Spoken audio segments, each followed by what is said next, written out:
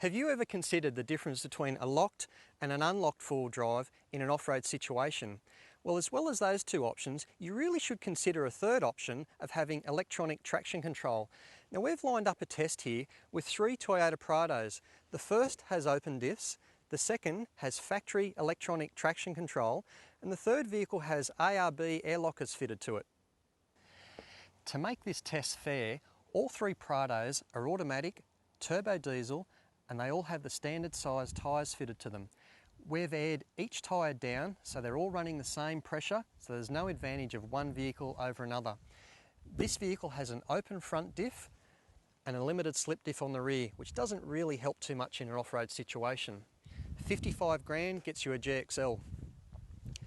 75 grand gets you a Grande. 20 grand extra, there's a lot of cash to dish out. It's got, as standard, electronic traction control.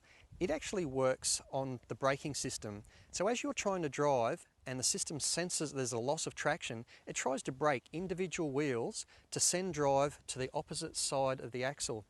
All great in theory, but in practice out in the mud and especially sand, the system can be left wanting a little and you can become stuck. Thirdly, we've got a GXL, 55 grand, the same as the first one. It's got fitted front and rear ARB air lockers. Now we've got Daniel Bongard from ARB in Melbourne to explain the intricacies of how the system actually works. Daniel, thanks for joining us, mate. Big drive up from Melbourne in the Prado. Good to be here, Mark. Mate, can you explain to us the intricacies of how your ARB air locker system works? I use the term intricate. It's actually a very simple system, an air locker.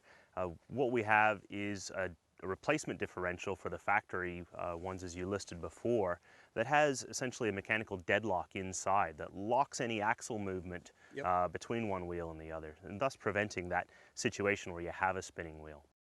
Daniel, we see ARB air lockers fitted to a lot of comp vehicles that are climbing up impossible mountains and over big boulders and things like that. Is there much of a market for touring vehicles like this for an ARB air locker? Well, actually most of the market for air locker is in people with touring vehicles like these who simply want to improve the safety and capability of their vehicle for everyday off-road and camping trips. So depending on exactly what type of four-wheel drive you have will depend on where the buttons have been located for your air lockers, whether they be on the dash or up your centre console. Now Daniel, the Prado that we've got here has got all 3 buttons on the centre console. Yeah, correct. Most vehicles actually come with cutouts for buttons that you don't have, like this one here. The Prado also had 3 across the back, and our buttons are cut to the exact same size as most standard automotive cutouts. So it's a professional looking finish at the end of the day. That's right, it's a factory look. Yeah. Can you explain to us what the 3 buttons do? Well, to get your air locker system ready for use, all you have to do is simply turn that compressor on. That means the compressor under the bonnet is charged up to the pressure it needs to be to drive the differentials. Then as you need to in different traction situations, you can turn the front and rear lockers on independently by simply switching the switch. You'll hear the compressor come on as I do this. Yep. And then the front the same way. We'll go out and have a look at where your air compressor is fitted under your bonnet. Okay. So Daniel, this is your new air compressor? Yeah, this is our CKMA12. To start with, we've moisture sealed it front to back so water can't get into any of the components, which is good for water crossings or any exposure to bad weather. We've also insulated the entire unit from the vehicle for shock loads such as driving on corrugations, which is going to prolong the life of the unit over years and years of harsh use. Yeah, definitely. That's a good design feature. The most important feature of it is we've actually doubled the performance of it over our previous model, a 200% performance increase. That means that this is going to get your tires up to pressure a lot faster after you're done off-road. Okay, that's very handy. Can you run us through the various components of the compressor? Well, what we're looking at here is the manifold unit, which is where you mount the solenoids off. And we talked about the solenoids earlier because they're the electric valve that is opened when you flick the switch on the dash we did earlier, which allows air to flow down the blue tube to the differentials at the front and back of the car. Yep. Here we have a pressure switch that makes sure that this compressor is always maintained at a constant pressure when it's on, so you don't have to manually turn it off when it achieves a certain pressure. We've got a coupling on here to plug an air hose into to actually run to your tires to do the filling. Located on the front of the unit, we've got a sintered bronze air filter.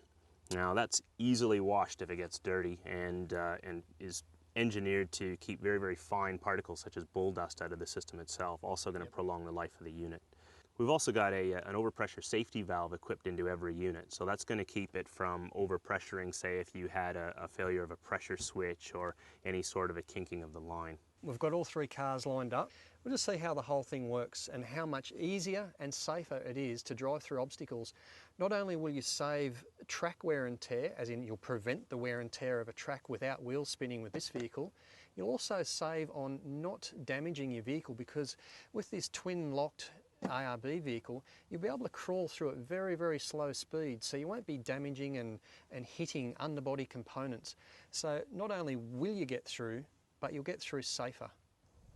Okay, here's our first test. We've got a steep incline, there's ruts on either wheel track, it's a little bit wet from recent rains. Okay Ramsey, bring your first vehicle up. This is the unlocked Prado.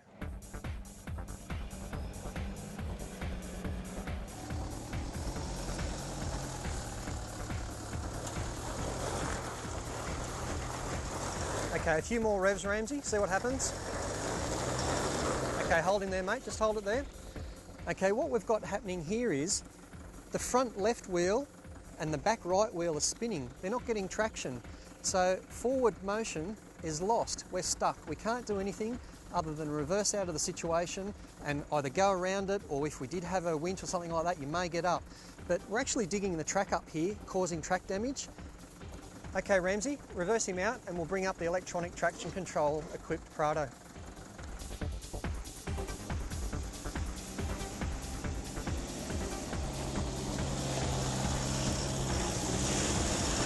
A few more revs, Ramsey. Keep it going, keep it going. More revs. Okay, hold him there, Ramsey. Now what you've seen there is a perfect example of how far further up this hill this electronic traction control equipped Prado got. The first vehicle was stuck down here. This Prado's come a lot further. You can still see the wheels grabbing and ungrabbing as the brakes lock and unlock on the system. We're still getting a lot of wheel spin and track damage, and potentially you could still damage your vehicle. Your brakes are going on and off. The system will overheat after a while if you keep on giving it the berries or with your right foot on the accelerator. So we're going to reverse this car down, nice and easy.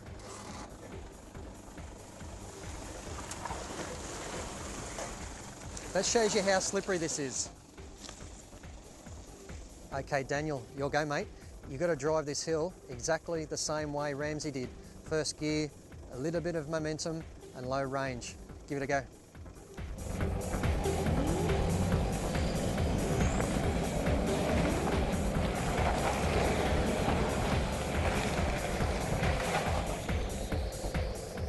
How easy was that? Slippery, undulating and steep, with both the ARB air lockers switched on.